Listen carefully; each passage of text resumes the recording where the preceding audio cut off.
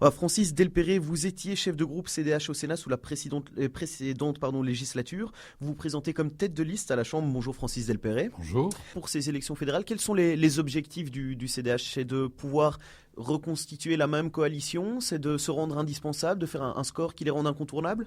Vous savez, quand on se présente aux élections, c'est d'abord pour valoriser un programme, pour défendre des idées, pour expliquer. Je crois que vraiment, une des questions fondamentales qui va se poser au lendemain des élections, au soir des élections, ce sera se dire, mais qu'est-ce qui s'est passé au nord du pays? Et là, on est un peu au balcon, si je puis dire, à Bruxelles et en Wallonie. Est-ce que les partis politiques qui sont actuellement dans la majorité, est-ce qu'ils auront résisté plus ou moins bien? Et à ce moment-là, je crois qu'on peut repartir assez vite avec une même majorité, une même coalition. Je ne dis pas les mêmes hommes ou les mêmes femmes, ça c'est un autre problème. Si maintenant ces mêmes partis s'y connaissent un tassement, comme on dit toujours en matière électorale, et un tassement sérieux, disons les choses comme elles sont, un tsunami au profit de la NVA, alors là, je crois qu'on se prépare à des jours et à des mois difficiles. Parlons-en justement de la NVA. Certains partis ont mis le holà, on dit pour nous ce sera sans la NVA. Le CDH, lui, est prêt à se mettre autour d'une table avec la NVA, ou pour le CDH c'est non aussi? Non. Le président Ludgen l'a déjà dit sur tous les tons. Vous savez, on ne se rend pas compte que la NVA n'est pas un parti comme les autres. D'ailleurs, il cultive cette autonomie et cette individualité. Non, la NVA a des statuts. Premier article des statuts, il faut créer une Flandre indépendante. La NVA a un programme qui a été établi à la fin du mois d'octobre 2013. Et le programme, c'est la disparition de la Belgique. 2 États, la Flandre et la Wallonie. Bruxelles, une sorte de no man's land qui aurait complètement disparu et où les citoyens se raccrocheraient soit comme flamands, soit comme francophones. C'est la fin de la Belgique. Donc c'est le non-État. Moi, je ne vais tout de même pas me mettre à la table de négociation avec quelqu'un dont je sais qu'il a un couteau dans le dos. On le sait, cette 6e réforme de l'État dont vous parliez a transféré bon nombre de compétences aux régions. Que reste-t-il pour l'électeur? Pourquoi est-ce encore important de s'investir vraiment dans ces élections fédérales? Oui, je sais que c'est un peu le discours qu'on a tenu au cours de ces derniers mois, pas moi, mais un certain nombre de collègues, un certain nombre de ministres aussi, en disant, voilà, le centre de gravité a basculé. Vous savez, moi, je ne suis pas un homme de chiffres, je suis plutôt un homme de lettres, mais il y a tout de même certains chiffres qui me frappent.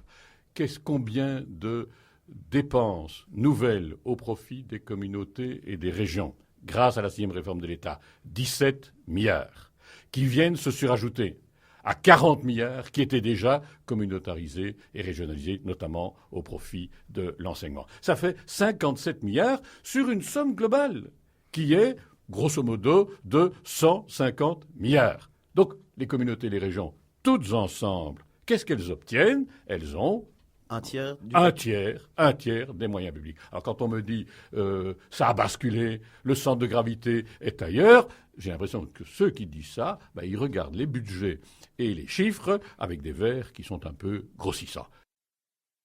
Parlons un peu maintenant du programme plutôt économique. Le MR et le FDF estiment que les dépenses du fédéral ne peuvent pas augmenter, c'est dans leur programme.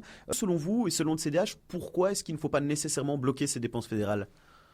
Partons de l'idée qu'il y a des dépenses fédérales qui ne doivent évidemment pas diminuer. On parle là de la sécurité sociale, je suppose. On parle de la sécurité sociale, on parle aussi de la sécurité tout court, la sécurité des personnes et des biens, à travers notamment ces 2 grands départements que sont la justice et la police. Et là, je crois qu'il faut partir des sommes existantes et, si possible, même les augmenter. Mais nous disons aussi qu'il ne faut peut-être pas dépenser plus, il faut dépenser mieux, et qu'il y a peut-être des politiques qui sont à mener et qui peuvent conduire à des économies substantielles tout en restant humaines et efficaces. Je prends un exemple. Pourquoi, par exemple, ne pas confier tout le contentieux de la famille, comme on le fait dans d'autres pays, je pense au Québec et au Canada, le contentieux de la famille est essentiellement réglé par des médiateurs qui rencontrent les parents, qui rencontrent les enfants, qui s'efforcent de trouver des solutions. Ça va plus vite, c'est plus efficace, c'est moins coûteux, et tout le monde est plus heureux. Donc, il ne s'agit pas de dépenser moins ou de dépenser plus, il faut peut-être dépenser mieux. Et au niveau des finances, toujours, le FDF, qui n'a pas donc signé cette 6e réforme de l'État, martèle que cette 6e réforme a transféré des compétences sans transférer les budgets et que pour Bruxelles, il parle de bain de sang social, ils disent que ça ne pourra pas suivre. Est-ce que le CDH est d'accord avec ça? Non. Le CDH n'est pas d'accord avec ça, et puis moi je ne suis pas d'accord avec ça. J'ai voté les lois, notamment les lois de financement en matière des dépenses communautaires et régionales, et je constate que le principe en tout cas était celui-là, transfert de compétences.